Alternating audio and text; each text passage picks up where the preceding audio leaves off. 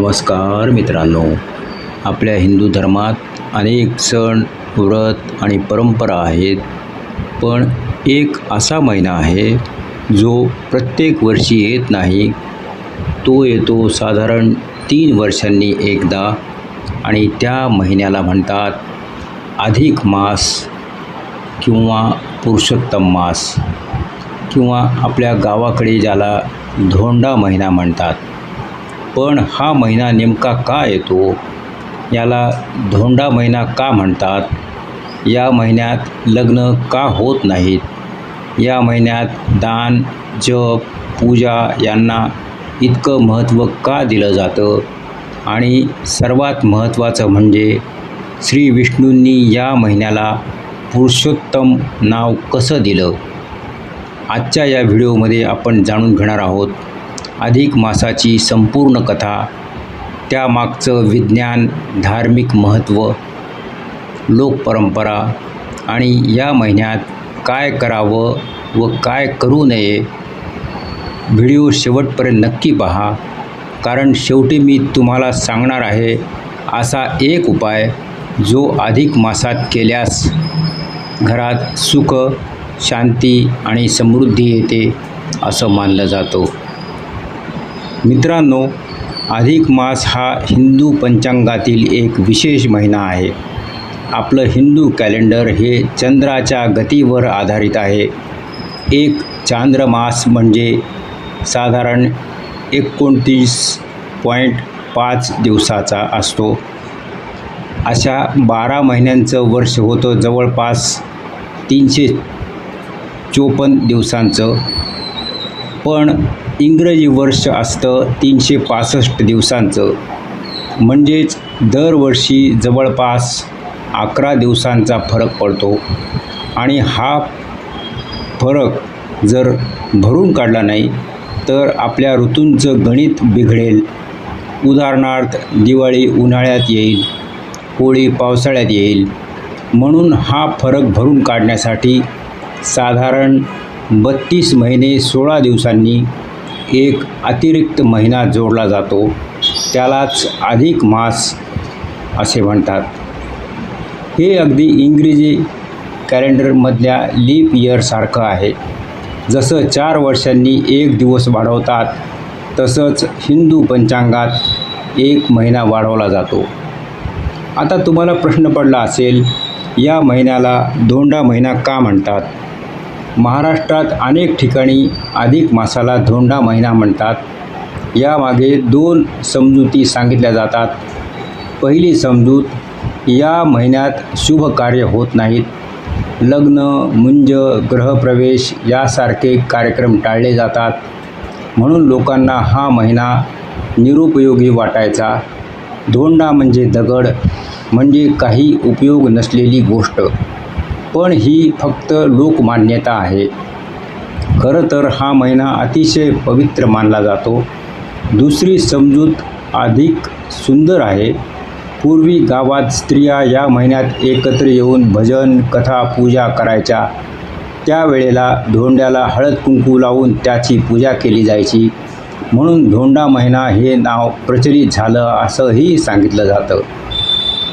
आता ऐका अधिक मासाची सर्वात प्रसिद्ध कथा.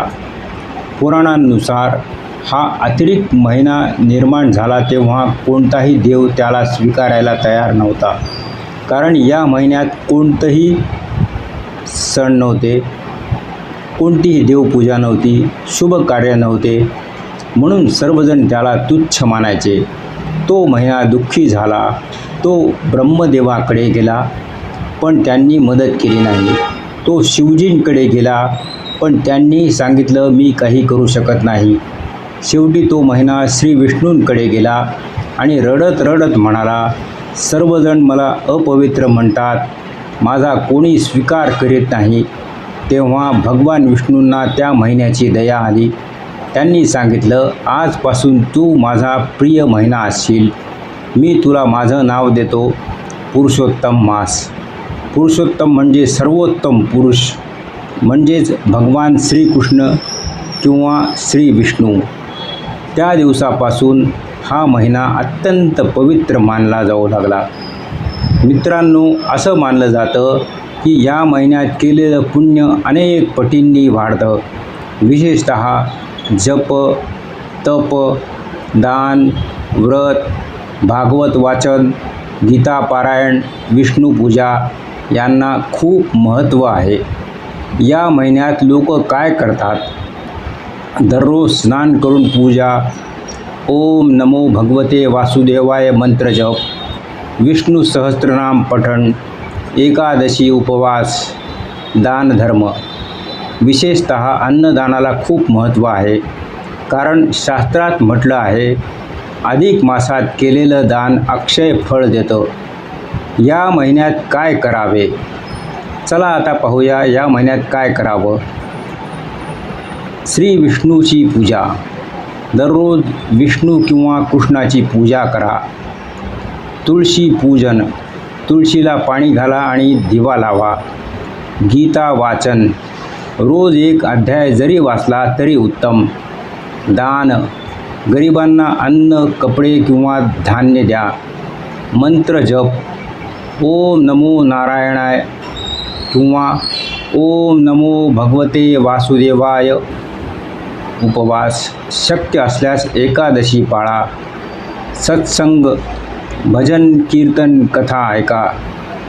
काय करू नये? या महिन्यात काही गोष्टी टाळाव्यात असं सांगितलं जातं, जसं लग्न, गृहप्रवेश, मुंज, नवीन व्यवसायाची सुरुवात. पण लक्षात ठेवा, हे श्रद्धेवर आधारित आहे. यामागे मुख्य उद्देश होता लोकांनी हा महिना अध्यात्मासाठी द्यावा. तसंच भांडण, खोटं बोलणं, व्यसन, दुसऱ्याचा अपमान हे टाळावं. अधिक मास किंवा विज्ञान. मित्रांनो, हिंदू धर्मात विज्ञान आणि अध्यात्म यांचा सुंदर संगम आहे. अधिक मास हे त्याचं उत्तम उदाहरण आहे. आज आधुनिक विज्ञान सांगतं की चंद्रवर्ष आणि सौरवर्ष यांच्यात फरक असतो. पण हजारो वर्षांपूर्वी आपल्या ऋषींनी हे गणित ओळखलं होतं आणि म्हणून अधिक मासाची संकल्पना निर्माण झाली. यातून आपल्याला कळतं की भारतीय संस्कृती किती प्रगत होती. महाराष्ट्रात अधिक मासात अनेक सुंदर परंपरा आहेत. महिलांचं भजन मंडळ, कथा, हरिपाठ, जागरण, धोंडापूजा, झिम्मा फुगडी. काही ठिकाणी स्त्रिया नदीवर जाऊन पूजा करतात. काही गावात पुरुषोत्तम महात्म्य वाचलं जातं. हे फक्त धर्म नव्हतं, तर समाजाला एकत्र आणण्याचं माध्यम होतं. मित्रांनो, अधिक मास आपल्याला एक सुंदर संदेश देतो. ज्याला जगाने नाकारलं त्यालाच भगवान विष्णूंनी सर्वोच्च स्थान दिलं. म्हणून आयुष्यात कोणी तुम्हाला कमी लेखलं तरी निराश होऊ नका, कारण योग्य वेळ आल्यावर तुमची किंमत नक्की ओळखली जाईल. हा महिना आपल्याला संयम, भक्ती आणि सकारात्मकता शिकवतो. अधिक मासात हा छोटासा उपाय करा. सायंकाळी तुळशीसमोर तुपाचा दिवा लावा आणि 108 वेळा म्हणा, ओम नमो भगवते वासुदेवाय. मन शांत होईल, घरात सकारात्मकता ऊर्जा निर्माण होईल असं मानलं जातं. तर मित्रांनो, आज आपण जाणून घेतलं अधिक मास म्हणजे काय, धोंडा महिना का म्हणतात, पुरुषोत्तम मासाची कथा, धार्मिक महत्त्व, काय करावं आणि काय टाळावं. जर तुम्हाला हा व्हिडिओ आवडला असेल तर व्हिडिओला लाईक करा, भक्ती सुगंध चॅनेल सबस्क्राईब करा आणि बेल आयकॉन नक्की दाबा. तुमच्या एका शेअरमुळे ही माहिती अनेक लोकांपर्यंत पोहोचू शकते. आणि कमेंटमध्ये नक्की सांगा तुमच्या गावात अधिक मासाला काय म्हणतात. जय श्री विष्णू, जय हरी विठ्ठल.